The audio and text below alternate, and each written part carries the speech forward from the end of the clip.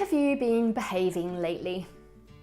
Might seem like a strange question to ask, especially to ask a grown-up, but actually it's really, really relevant. I often think about this when we look at children's behaviour. When we all do this, I'm sure I'm not the only one, but when we look at our children, we're like, oh, why are they being like this today? Or what's gotten into my child today? Or what, do you know, I regularly go, hang on, how am I behaving? Just check myself. How am I behaving? How am I showing up for my children?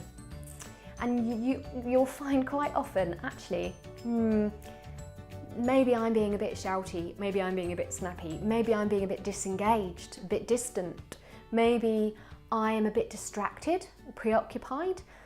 Maybe without even realising it, actually I've got about 20 things on my mind and I'm processing those things and I'm not possibly quite so present with my children, or my responses might not be quite so engaging. Therefore, all these things, it can be so subtle and we can be so unaware, but actually quite often our children's behaviour is a mirror of our behaviour.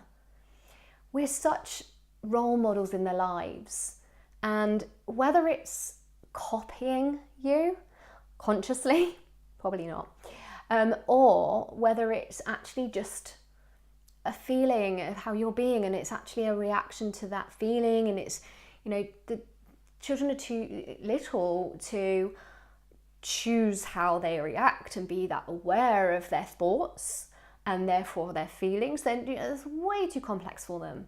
They work from the limbic brain. Everything's much more, monkey mind, as they call it, and they're very emotional. They act upon emotions so much more than they do on rationale, and therefore they are going to mirror you. They're going to react to you effectively.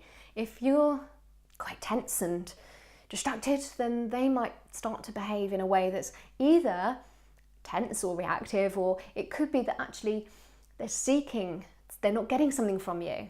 And so they may start behaving in a way to try and get your attention, to try and draw you in. And we all know that children will often behave in a negative way to get some response, even if they know that response isn't going to be positive. They don't care, they just want a response.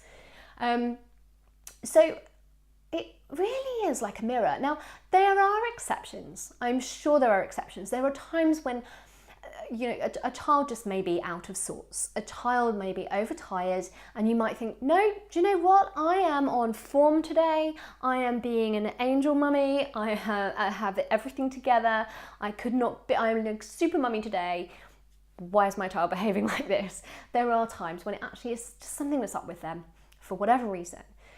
So I'm not saying, blame yourself all the time, and I certainly don't want parents to blame themselves for anything, because we have enough pressure going on. But just use it like a little mirror. I've done this at times when I've exactly this, and I've gone, what's going on with kids? And then I'll look at myself and go, maybe that's why. Okay, and then I'll check my behaviour.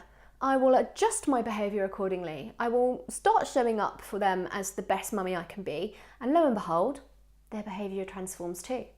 And likewise, it works the other way. I'll have days where I go, they have been amazing. Maybe a school holiday, and you've had a few days of them just being absolutely brilliant, well-mannered, nicely behaved, cooperating and playing nicely together, and all those lovely things that you love to see. And you just think, the kids are just awesome today, or have been for a few days. And then again, I hold up the mirror and congratulate myself and go, yeah, I've been pretty awesome. And you see it both ways. But if more parents took ownership of that, if more parents let their children be a mirror to them and go, and I mean on the good and the bad, it would be so much more constructive. Because I think if you think your child's behaviour is a reflection of your behaviour, it makes you so much more aware of your behaviour. And that awareness can help you to then adjust it. And those adjustments are actually going to mean that you're bringing your best self to your children, which is, let's face it, what we all want anyway. We want to be the best we can be for our child. And so have that awareness. Let them be that mirror for you.